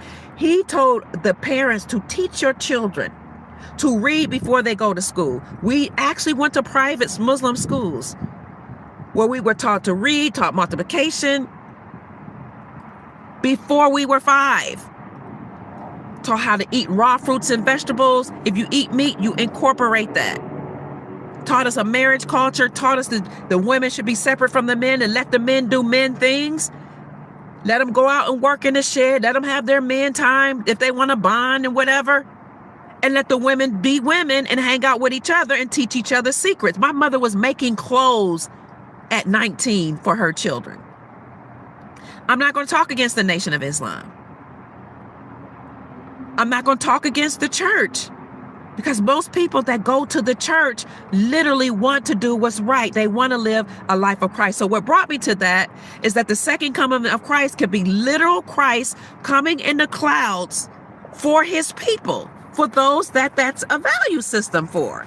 That's their reality. It was my reality. But 2 things can be true at the same time. You can also look at that as the second coming of Christ be the second coming of Christos consciousness, where we're all having an awakening. Christo consciousness is a second coming or the dawning of a new age, where we're having an awakening that we are God. That's what the scripture says in Psalms and St. John. Meaning that we can create whatever reality that we want. So the trumpet is going to be sounded, and then Christ will come for his church. The dead in Christ will raise first, and then those that are alive and remain shall be caught up to meet him in the air. And while you're going in the air, you have the translation of the saints, where your body will be literally changed. Okay. I think that's beautiful. What we're experiencing now is the second coming of Christ, or Christos consciousness, where we used to be awakened, but we fell asleep for a time, not knowing that we have sovereignty and we have the ability to manifest and create for ourselves. Now we're having an awakening. We don't need to look outside of ourselves. We can look at the God within, knowing that we're God or source. We're all part of our ancestors. We're all part of one, the source or creator.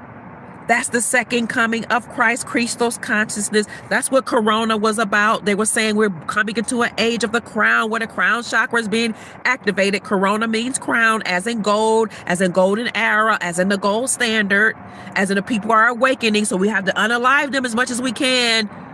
This is what the deep state was saying with the sickness, right? So this is a second coming of Christ. The trumpet will sound. Trump, or Donald Trump, will sound against the deep state. The trumpet will sound. Donald Trump, the character, the avatar, will sound against the deep state. The trumpet will sound. Christ will come back. People will wake up and realize that we've been enslaved. The dead in Christ will rise first. Those who were asleep will wake up first. Those that are alive and we remain will also ascend in consciousness, or ascend and be caught up to meet him in the air. We're all ascending consciousness, right? And then Their bodies will be changed in a moment, in the twinkling of an eye. We're now talking about how our bodies are literally changing into a crystalline body. From carnality and from this flesh to crystallization. We're talking about that now. That is another way to look at the scripture. That's why I'm not going to speak against it. Our bodies are being changed in a moment of the twinkling of an eye. We know that we're needing less foods. We're requiring whole foods with heirloom seeds. We're rejecting poison and sickness.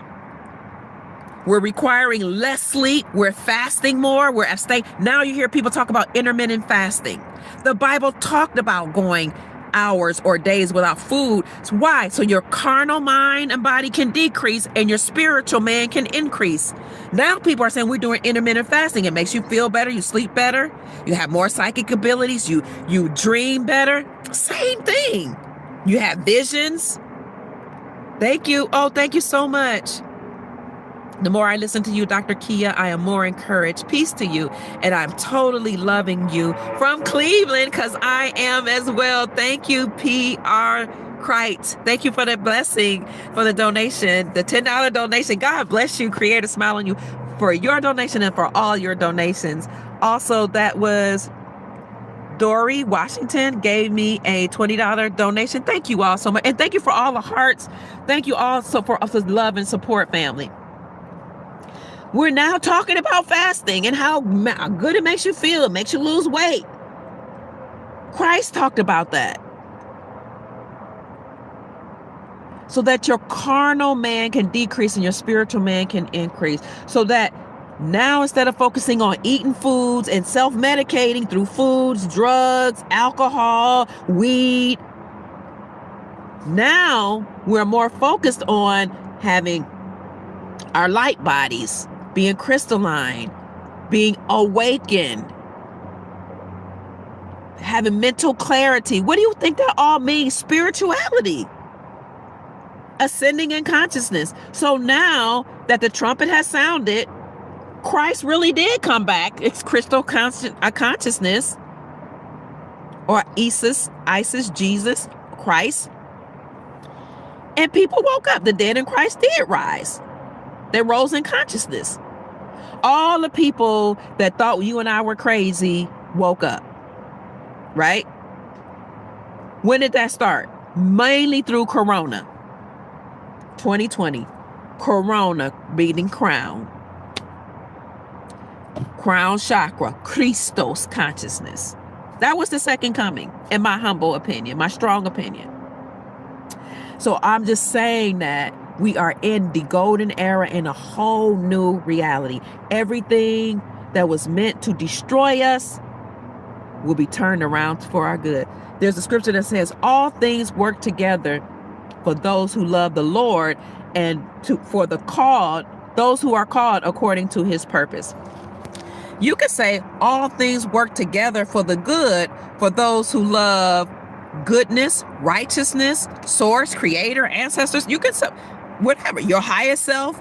All things work together for the good for those who love the Lord and for the called, those who are called according to his purpose.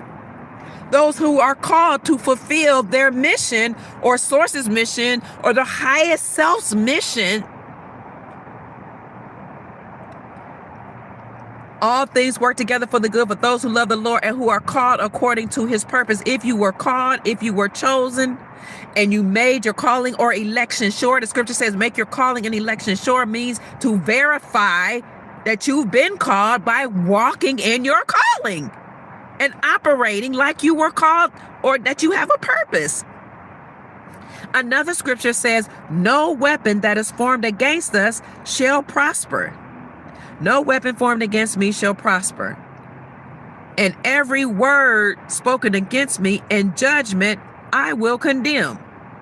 No weapon formed against you will prosper. No government formed against you. No policy enforcer. No fake laws. No legality, statutes, and codes that were formed against you. No magic. No rituals that they formed against you shall prosper. And every word spoken against you in judgment, you will condemn. You can condemn every word, every thought that was formed against you by speaking the word. Your judgment can be right now in this moment. If you sent something to me, return the sender. Or you can choose to have grace and say, have grace. We used to say, Lord, have mercy. Your grandma said, Lord, have mercy.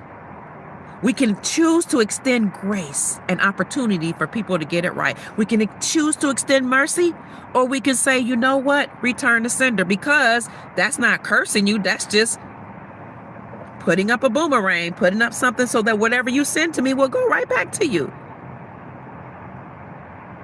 Having said that, we're in a whole new reality where everything you determine, you speak, you think, you feel, even, because feeling is a vibration, will manifest. So be mindful of what's in your subconscious mind. Because 90% of human behavior, some psychologists, why I won't speak against psychology, because you just studying behavior, human behavior. You're studying not only human behavior, but you're studying how people think, their cognition, and their behavior. 90 to 95% of human behavior is driven by and motivated by what's in their subconscious mind. That's why you have to be very conscious of podcasters that you listen to, because if it's negative, it's going to go into your subconscious in your mind, and you will find yourself manifesting what they say and creating reality based on that. You got to be mindful of podcasters you listen to, music you listen to, books you read, things you see in the media, energies that are around you, even the foods you eat. That's why you should not go to sleep with the television on, because you don't know about the vibrations they're sending through the television or the music. I don't want to say you shouldn't, just be mindful, because it's going in deep into your consciousness. And that is what drives human behavior. And a lot of us don't even know that. 90% and even more recent psychologists say 95% of human behavior is driven by or motivated by what's in our subconscious mind. Even the dreams you have can come from what's the programming, in other words.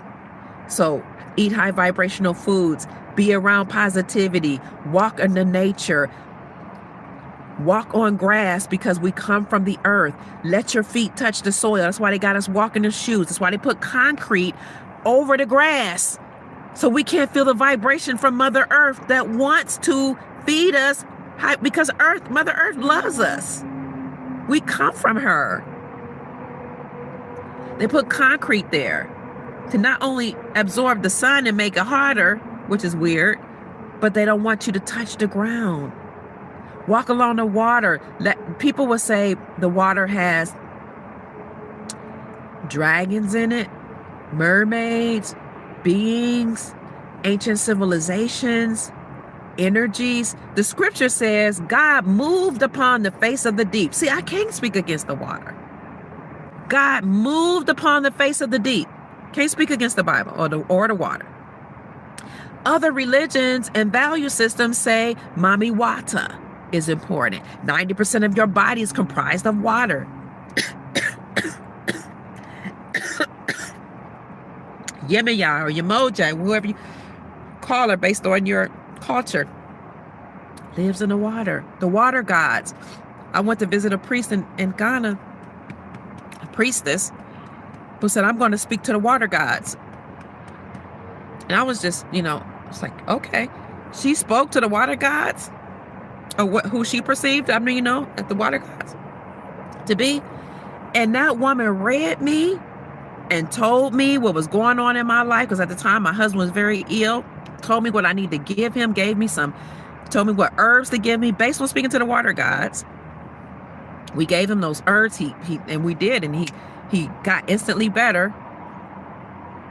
At the time, he lived many years after that, before he transitioned, but spoke to the water, because some people speak to the water gods. Now, I know the Bible says there's only one true and living God, but it does mention other gods, right? It does mention Ishtar. It does mention Baal. and Molech, and it says stay away from Baal and Molech worship, which is what these so-called elites were doing. They were sacrificing Ildren to Molech and Baal, because this is how long they've been practicing those behaviors to those gods. They might be false gods to you and me, but they're real gods to somebody else, okay? So, whatever your value system is, I would encourage you to know that the moment you make up your mind, the universe inspires to consist you, because you are the co-creator of your life. Remember what the scripture I said before I even got on this segment? No man can come unto me except the Father draws him or attracts him. No manifestation come unto me unless my highest self draws it, because I and the Father are one. So my highest self desires my highest good. I desire wealth. I desire peace. I desire prosperity. I desire wholeness. I desire a good life for everybody on the planet. I desire clean water. I desire Mother Earth to be cleansed. I desire unity. And that's what we're creating. The trumpet has already sounded. The second coming of our Christos consciousness, or Christ, has happened. Those are alive, those the dead in Christ, those that didn't believe, or they just were so-called dead, they rose in consciousness. And those that are alive and remain, we were caught up. We ascended in Christ to meet him in the air, to meet all the others in the air. And our bodies are literally changing as we speak. And having said that, family, I am so grateful for you that you even choose to listen to what I have to say, because life is all about choice. Your reality, look, you can look at it like things are changing, or you can look at it like things are never changed, but it's based on your perception. Remember, everything is perception. Whenever something happens in your life, tell yourself it's all about perception. How do I choose to see this? How do I choose to move forward from this? And how can I make things happen the way I desire for them to happen? So, if we say get wealth, and you've done the budget, and you know how much you can afford, you might say, I can only afford certain much, or it's not in my budget, or whatever. But then you ask yourself, how can I afford it? Let me tell you how to afford it. We're saying get gold. Gold is $4,900. You say, who can afford that? It's not in my budget. You don't have to get an ounce of gold. You can get a half an ounce. You can get grams. You can get gold Arum notes or gold backs, which are about $10. A gold back is 24 karat gold pressed onto a note, and it has already passed legislation in 46 states as of today, maybe even more, because I haven't looked at the research this year. The gold backs have already passed as legal tender, meaning you can buy local goods and services right now today with a gold back. Can you afford $10? That's how you can get gold. 24 karat gold pressed onto a note called gold Arum notes or gold backs. You can go to goldbacks.com or goldbacks.org. You can go to AppMex. You can go to JD Bullion, SM Bullion, Money Metals, maybe even Great American Coin Company, or you can go to your local coin dealer. Or you can say, well, maybe.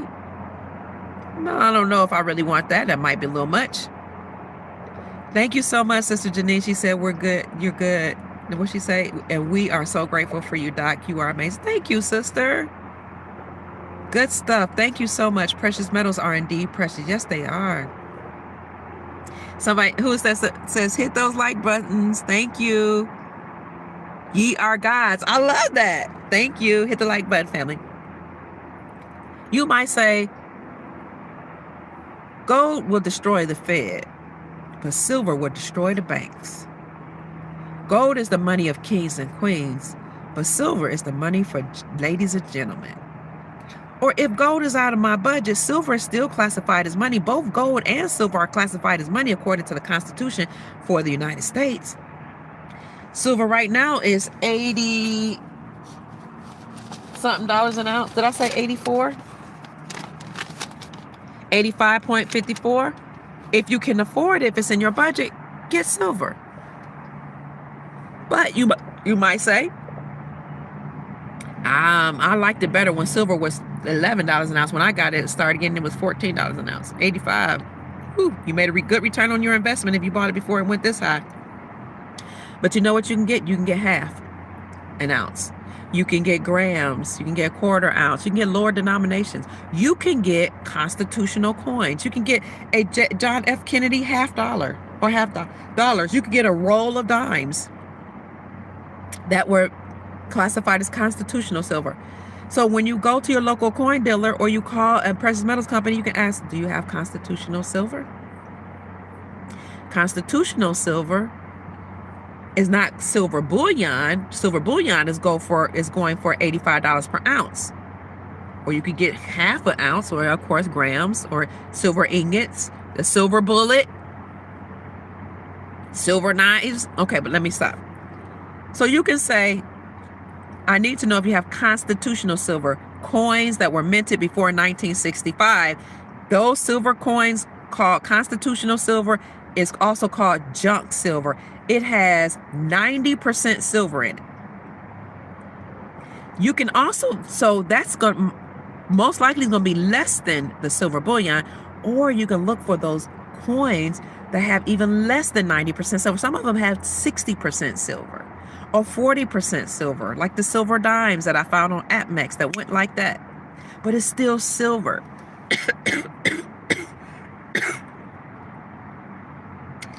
You can go to antique shops, pawn shops, estate sales, your local coin dealer.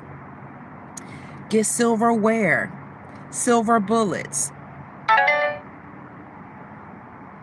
sterling silver, silver jewelry, gold jewelry. It's going to be 24 karat, 14 karat, 10 karat, whatever, is still silver.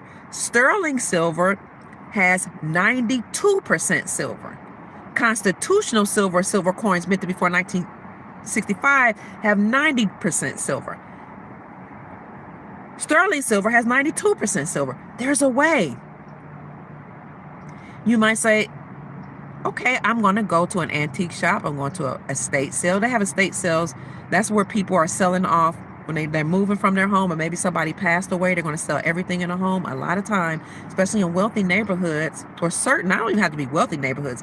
You might have neighborhoods where there was a collector that lived there that has all these coins that they usually just sell right back to your local coin dealer, because maybe the children or the benefactors don't want it, or they didn't know that there was going to have any monetary value on these jewelry, silver jewelry or coins.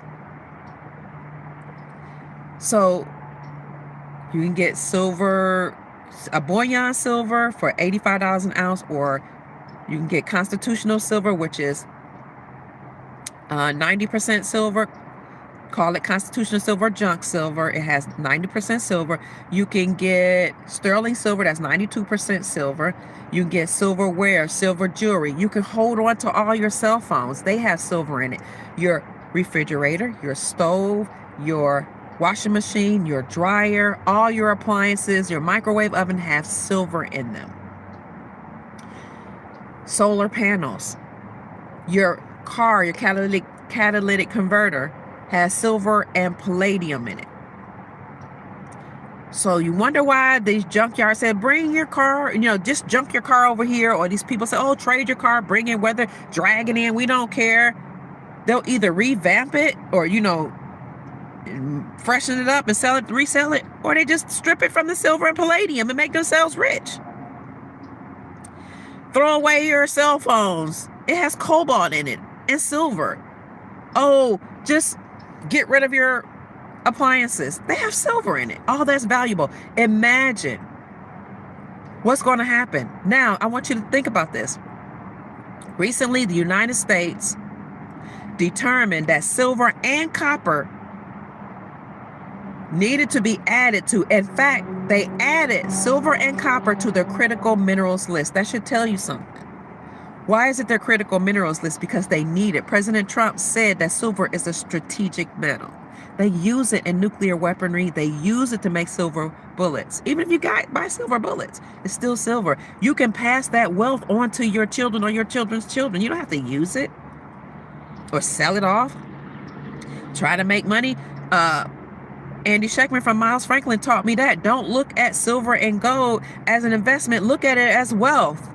You're accumulating wealth to pass down to your future generations. I was like, oh my God, I need to change my mindset. I need to do a paradigm shift. That's why I told him I need to do a paradigm shift. Thank you. So don't get me wrong. When I made a good investment, a return on my investment, and I had an emergency come up, I'm glad I had that savings while I had fiat and I saw it would decline in value, and I put it in the silver when I had an emergency. I did choose to sell some of it to handle that emergency, but the remaining is going to go to my grandchildren. So, an abundance mindset. Silver and copper were added to the critical minerals list. This is information we spoke about in my private group last year before people got on the copper craze. We were already ahead of the curve. If you're interested in joining my private group, just hit the join button, follow the prompts, and be a part of the private group, because the Soul Tribe, they do their research. We even found banking perks. Sister Sheila from the private group found the not banking perks. She found a banking protocol. What you need, and this is from a bank, what you need in order to exchange your currencies from a bank. She found that. Sister Janine, who is our moderator, she gives a lot of information in the Soul Tribe. Brother Jeffrey, he's the one that told us about copper 8 months ago and said get some. When it was $1, $2 an ounce. Now you can't even find it on some websites. But my point is, just because they're out of copper at these websites, these precious metals websites, doesn't mean you can't get it. What you do is you hit the alert me button. I got to get ready. I have to get ready to go. My son's calling me. You hit the alert me button and they'll email you when the copper comes in. So get copper. That's what I'm saying. Get foreign currencies. There's a way. You can get aggro checks at one time for $1. You can get Venezuelan bolivar, Iraqi dinar, Indonesian rupiah, Zimbabwe zim. Put it in the chat, family. Iraqi dinar. You can get lower denominations. You can go to your local coin dealer. I bought a zim for $1 a 4 years ago, because they were just like, oh, this is just a nice little collector's item. When you make up your mind, the universe conspires to assist you. When you ask yourself, how can I afford it? You will find a way. When the student is ready, the teacher will appear. Having said that, family, I love you with all my heart, mind, and soul. I am grateful for you all being here. I love you for all the information that you share in the chat. I love you for all the donations. Thank you so much. We've got $49.99 in donations. Thank you so much. I could read at the top of my YouTube channel.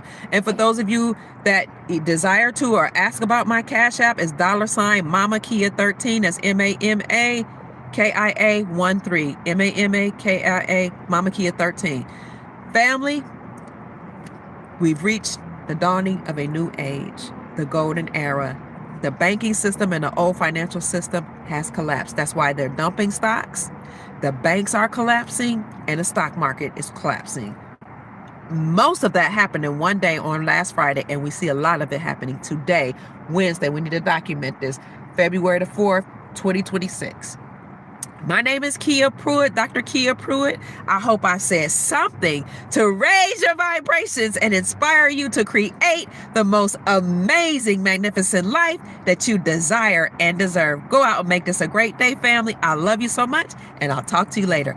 Go get some assets, whatever it is that you can afford. How much? What should you get? Whatever you understand and overstand through your research, and whatever you can afford, whatever's in your budget. There's a way. There's always a ram in the bush, meaning there's always a way to get what it is that you want. That statement came from Abraham being told by the God of the Bible to sacrifice his son. He didn't want to do that, but he was going to sacrifice his son to the God of his understanding. He went through the whole ritual of tying him up, putting him on the rock to get ready to sacrifice him. But the God of his understanding of the Bible says, because you were obedient, I'm not going to command you to do this. There's a ram over there in the bush. Get that ram from the bush and sacrifice that instead. So what am I saying? I'm saying there's always an opportunity when you're ready. Just avail yourself of those opportunities. Okay? Take care, family. Y'all taught me not to say goodbye. I'll talk to you all later. You are so, so welcome. You are so welcome. Love and light. Bye-bye. Y'all told me to I took lemon water with honey, and my son put like cayenne pepper and cinnamon. He put all this stuff in it last night, and my coughing went away right away. So I think I need to go do something now. I can see the mucus is coming up from the oregano and black seed oil that I've been taking as well. If you want to get some, go to Honlistic, HONLISTIC.shop and get you some. I'm feeling better, but like for 24 hours, I just was under. I don't know what happened, coughing uncontrollably or whatever, but I do feel better. I can feel something coming on. So I'm going to go off and go get me some more of the concoction that my son made. And somebody else, I'm going to read the chat because y'all been telling me what kind of shots to take in order to get rid of this. I think it's a virus. So that's it, family. Take care and create the reality that you desire and deserve. Peace.